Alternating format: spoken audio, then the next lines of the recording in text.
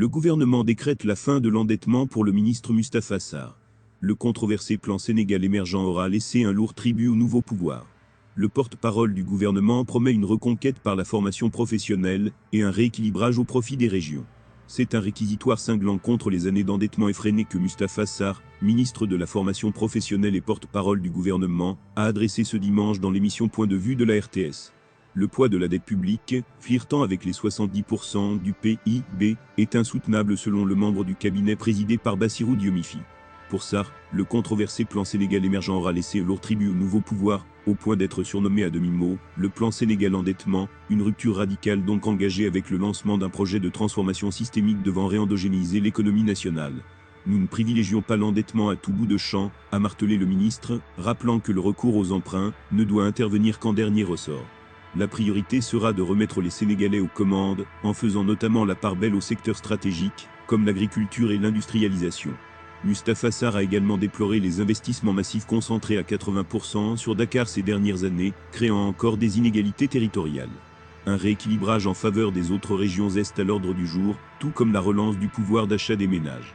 Mais ces ambitions ne pourront se concrétiser sans l'implication de l'ensemble des Sénégalais, a insisté le porte-parole gouvernemental, lançant un appel solennel à l'unité nationale et à une nouvelle citoyenneté de rigueur et d'abnégation. Le gouvernement à lui seul ne peut pas tout faire, a-t-il prévenu. Sur la formation professionnelle, faire du projet de développement, Sarr promet de mailler le territoire national au-delà du seul périmètre de Dakar.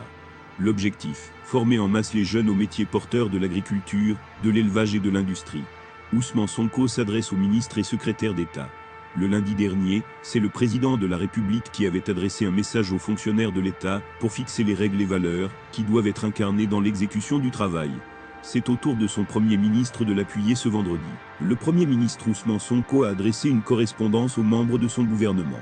Une correspondance qui fait suite à la lettre adressée par le président de la République aux agents de la fonction publique.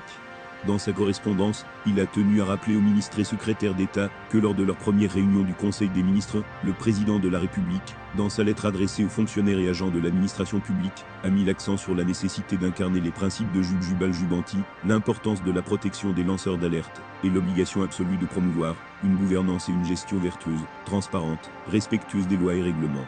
Il souligne à ses collègues qu'il s'agit là d'une véritable responsabilité collective et individuelle à l'amélioration de la qualité de vie de chaque citoyen sénégalais. Afin d'assurer une prise de connaissance et une ferme appropriation de ces directives, je vous demande de prendre les dispositions idoines pour une large diffusion de la correspondance y-jointe auprès des agents de toutes les administrations relevant de votre département au plus tard, ce vendredi 12 avril 2024, et de m'en rendre compte dans les plus brefs délais, leur dit-il, soulignant qu'il attache du prix au respect scrupuleux de ces directives. Certains ministres TER commencent déjà à réagir dans le terreau tumultueux de la politique togolaise, une voix s'élève claire et ferme, portée par Nathaniel Olympio, leader du parti des Togolais. Accusations cinglantes, critiques acerbes, tweetées dans l'arène virtuelle, où les mots deviennent des armes, il dénonce la dérive autocratique du président Faure Gnassingbé et de son gouvernement. Au cœur de cette joute verbale, une question cruciale, la stabilité du Togo mise en péril par des manœuvres constitutionnelles douteuses. Dans un ton chargé d'émotion et de véhémence, Nathaniel Olympio peint un tableau sombre de la situation politique actuelle au Togo, une situation où les fondements même de la démocratie sont sapés par des décisions unilatérales prises sans consultation ni consentement du peuple, une situation où le précipice semble se rapprocher inexorablement, où le peuple togolais est sommé de faire un choix sous la menace implicite d'une poussée dans le dos. Figure emblématique de l'opposition togolaise, Nathaniel Olympio incarne la lutte pour les droits démocratiques et les libertés fondamentales. À la tête du parti des Togolais, il se dresse comme un rempart contre ce qu'il qualifie de coup d'État constitutionnel ourdi par le pouvoir en place pour consolider sa mainmise sur le pays. La nouvelle constitution, fruit d'un processus législatif contesté, cristallise les tensions et ravive les braises de la dissension. Elle est perçue comme l'instrument d'une consolidation autoritaire visant à restreindre les espaces de liberté et à étouffer toute velléité de contestation. Dans les coulisses du pouvoir, les manœuvres s'intensifient, les alliances se nouent et se dénouent dans une lutte acharnée pour le contrôle de l'appareil étatique. Face à cette dérive, l'opposition se mobilise, embrassant la cause d'une démocratie véritable et d'une gouvernance transparente. Le collectif Touche pas à ma constitution, sous la houlette de Nathaniel Olympio, se fait le porte-voix d'une indignation populaire, d'une résistance citoyenne face à l'arbitraire et à l'autoritarisme. Dans les rues de Lomé, dans les villages reculés du pays, la contestation gronde, portée par une jeunesse avide de changement et de progrès. Les réseaux sociaux deviennent le théâtre d'une mobilisation sans précédent, où les hashtags et les messages viraux défient la censure et la répression. Pourtant, malgré cette résistance farouche, le spectre de la répression plane, menaçant de faire taire les voix dissidentes et de réduire au silence toute forme d'opposition. Dans ce combat inégal, la communauté internationale observe avec une attention mêlée d'appréhension, tiraillée entre les impératifs diplomatiques et les valeurs universelles de liberté et de démocratie.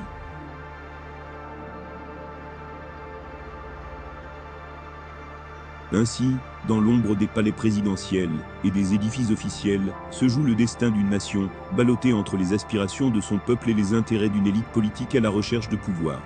Dans ce récit tumultueux, Nathaniel Olympio incarne la voix de la résistance, le symbole d'une génération consciente, déterminée à défendre les principes démocratiques.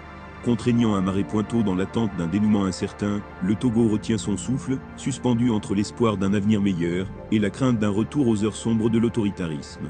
Car, au-delà des enjeux politiques et des luttes de pouvoir, c'est l'avenir même de la démocratie au Togo qui est en jeu, une démocratie fragile mais résolument vivante, portée par la voix vibrante d'une génération consciente africaine. Au Sénégal, le ministre El Gambakari a échangé avec son homologue dans un élan de coopération et de renforcement des liens diplomatiques entre le Bénin et le Sénégal. Le ministre béninois des Affaires étrangères, Olusegun Bakari, a chaleureusement félicité son homologue sénégalaise, Yacine Fall, suite à sa nomination à la tête de la diplomatie sénégalaise. Cette conversation téléphonique, survenue le vendredi 12 avril 2024, a été l'occasion pour les deux ministres de réaffirmer leur engagement commun en faveur du renforcement de l'intégration africaine. On se rappelle que Yacine Fall, dans ses premières déclarations depuis sa nomination, n'a pas manqué de témoigner sa gratitude envers les plus hautes autorités de son pays. Un hommage appuyé a été rendu au président Bassirou Diomaye Diakhar, ainsi qu'à Ousmane Sonko, Premier ministre et chef du gouvernement, pour la confiance placée en sa personne. C'est avec cette marque de confiance qu'elle s'engage fermement à relever les défis diplomatiques qui se dressent devant elle.